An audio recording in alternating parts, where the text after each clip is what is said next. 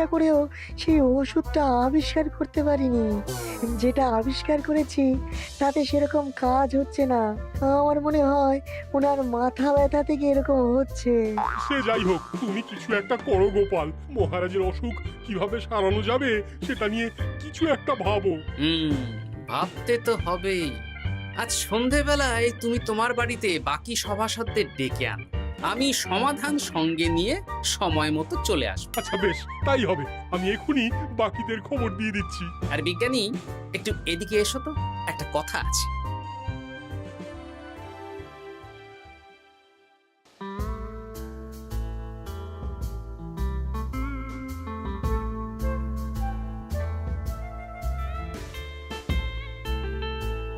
গো, বলি এইভাবে ঘুরলে কি মহারাজের ব্যামো সেরে যাবে? তা সারবে না।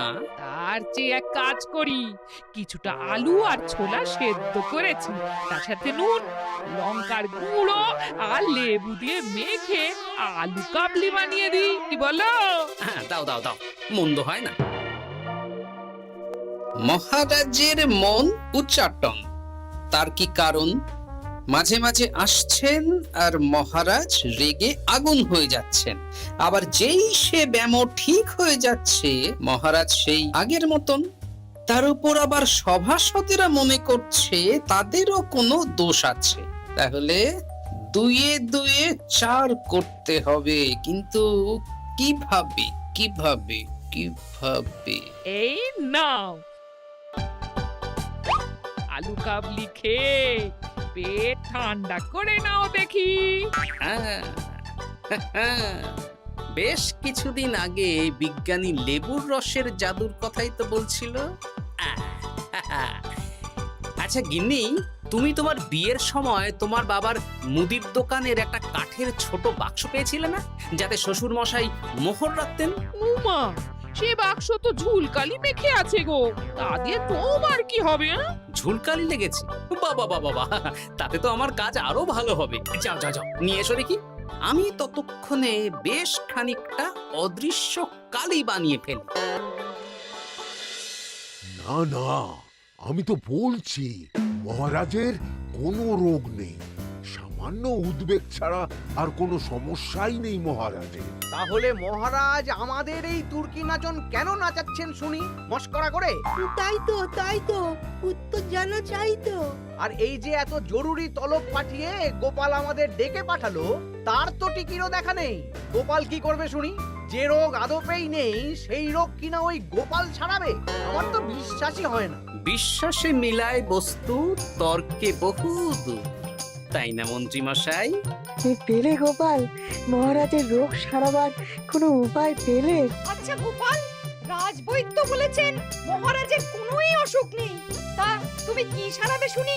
হ্যাঁ, রোগ হয়তো রাজবৈদ্য মশাই ধরতে পারেননি, কিন্তু কিছু তো আছেই যার জন্য মহারাজ এমন আচরণ করছেন, তাই না?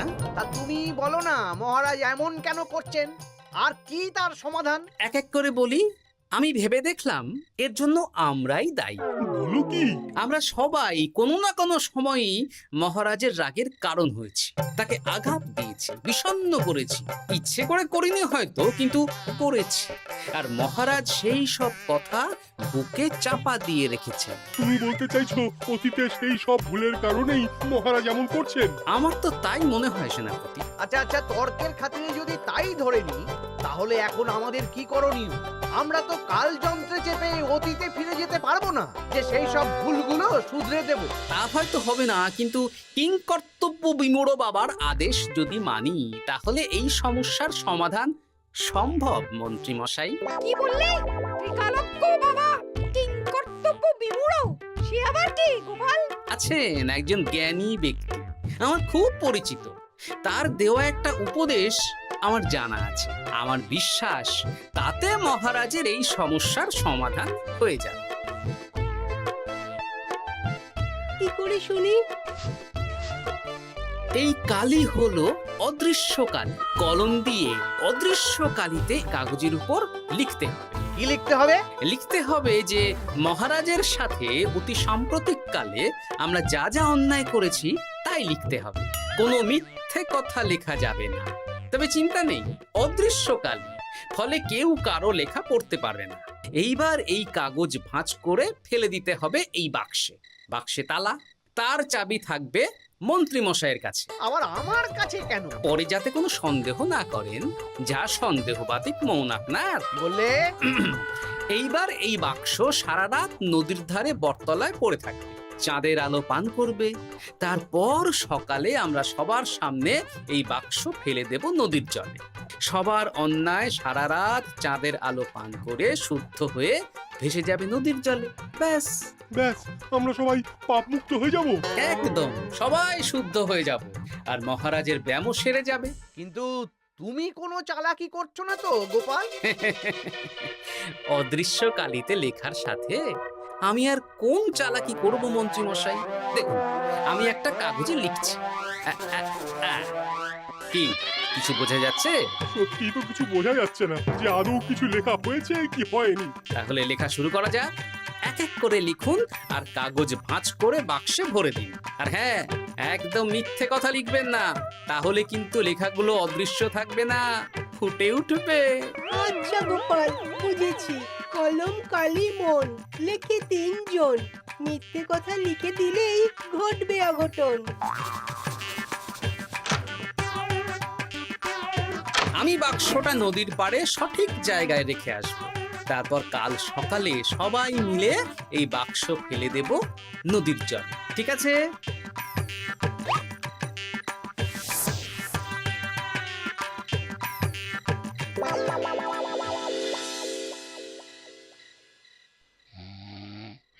কথায় আছে, মনে যা আসে বলে যাও, ভুলেও লিখো না, তাহলেই বিপদে পড়বে। এদিকে কেমন সবাই নিজের নিজের দোষ লিখে বাক্সে ফেলে দিয়েছে। ভাগ্যিস আমি সবার লেখা কাগজগুলো রাতের অন্ধকারে বের করে আনলাম।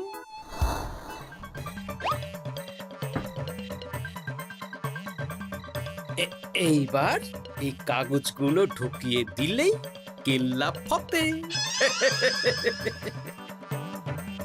এখন সবার পাপের স্বীকারোক্তি আমার হাতের মুঠোয়।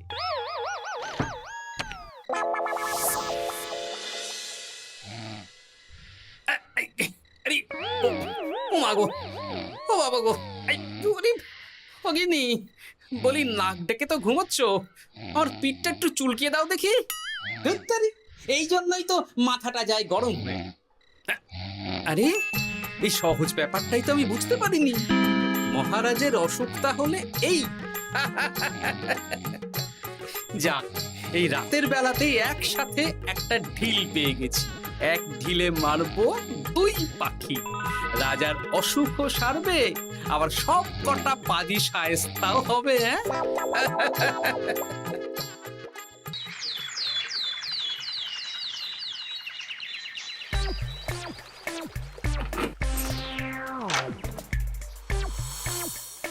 কি, এইবার শান্তি হয়েছে তো মন্ত্রী মশাই? যেমন অদৃশ্য লেখা ছিল সেরকমই আছে তো? কিন্তু এতে কি মহারাজের রোগ সেরে যাবে? যাবে না মানে? মনে করুন সেরে গেছে।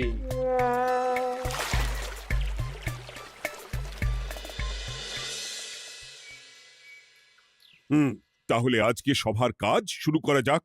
ক্ষমা করবেন মহারাজ, সবার কাজ শুরু করার আগে একটা দরকারি কাজ আগে করা দরকার। না হলে আবার কখন আপনি আমাদের কারো উপর রেগে যাবেন আর আমাদের সভা থেকে তাড়িয়ে দেবেন, তার তো ঠিক নেই, তাই না?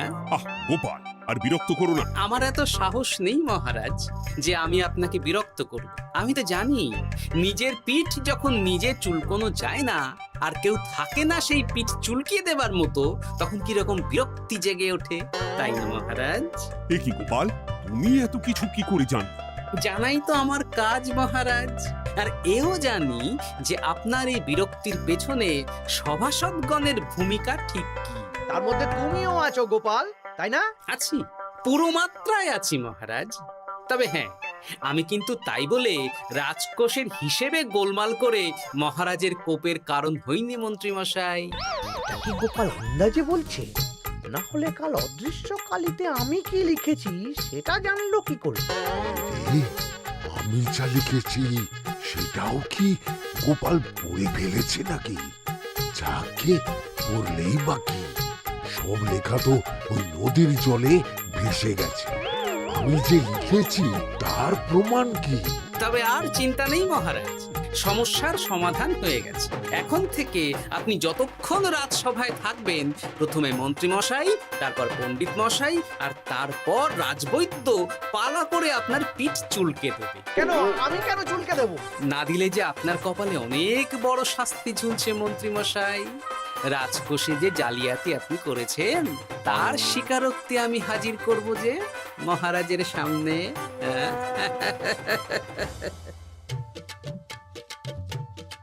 এই নিন মহারাজ, মন্ত্রী মশাইয়ের পাপের স্বীকারোক্তি। আপনি আগে মন্ত্রী মশাইয়ের লেখাটা পড়ুন, তারপর একে একে সকলের স্বীকারোক্তি দিচ্ছি। এ কি মন্ত্রী, তুমি রাজকোষ থেকে 500 মোহর চুরি করেছো, আর তার বদলে সেই হিসেব তুমি পুকুর পাড় বাঁধানোর খরচ হিসেবে দেখিয়েছো। এই সেরেছে, এটা ফুটে উঠলো কি করে? সে অনেক কাণ্ড মন্ত্রী মশাই, বাকিদের সবারটাই আছে, এত জেনে কাজ কি? হ্যাঁ? না না, জানতে তো হবেই। তাহলে শুনুন, এই অদৃশ্য কালি আসলে লেবুর রস। গতকাল রাতে আমি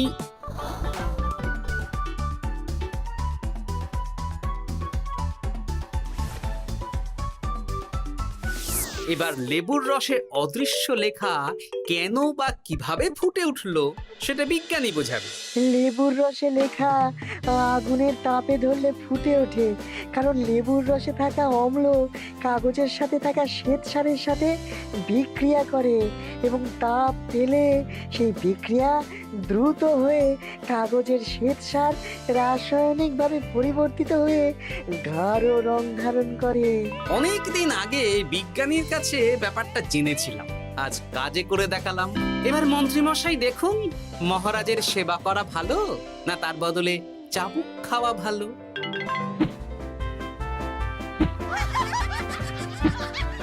ওরে বাবা, না না, আগে যেমন বুনো ওল তেমনই তো বাঘা তেঁতুল হবে মন্ত্রী মশাই। যা, রাজা মশাইয়ের মেজাজ আবার বিগড়ে যাওয়ার আগেই কাজ শুরু করে দিন ও বাকিদেরকে সেবা করার সুযোগ করে দিন। আজ থেকে ভুল হলে শুধরে নেব ভুলকে। মন্ত্রীমশাই মহারাজের পিঠ দেবে চুলকে।